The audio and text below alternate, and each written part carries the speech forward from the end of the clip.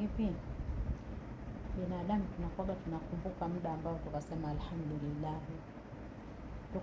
tukasema alhamdulillah kwa uhai ambao Mwenyezi Mungu ametupa, tukasema alhamdulillah kwa vizazi ambavyo Mwenyezi Mungu ametupa, tukasema alhamdulillah kwa kuvaa nguo za stara kama hivi. Nauza nguo za stara jamani, nauza nguo nzuri, nguo zinapendeza wallahi laadhimu.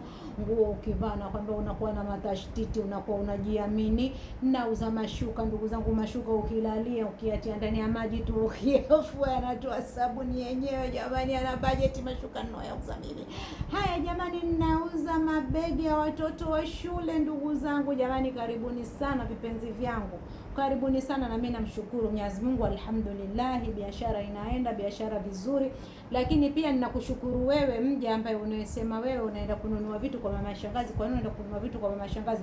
Unikome na uniache mtoto wa mwenzio, mimi nahangaika na biashara zangu, ukapita ukaenda kwa mama basi na rekodi yako ndugu yangu nimetumiwa na sauti yako ninaijua, lakini nitacheka nawe kichoda antuda hantidi.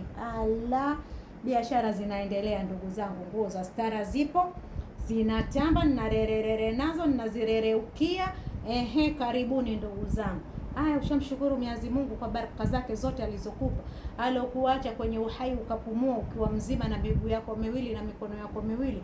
Kuna ambao hawana mikono hawana miguu ndugu yangu, kuna ambao walishazikwa kama mamangu mimi, Allah mghfira, Mwenyezi Mungu amsamehe makosa yake na asamehe mama wenzangu wote, na wewe ulikuwa unanichukia mama yako pia Mungu amsamehe kwa baraka zake za mashehe na masharifu na mawali.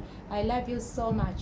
Wewe nichukie tu, lakini mimi ndio nakwambia ninakuonea imani, kwa maana unabeba nyama mbovu kwenye nafsi yako, unokaa ukanisema ndugu yangu, basi ndio ninauza nguo zilizokuwa za stara, na mtu akivaa ndugu yangu akiitwa interview akosi kazi.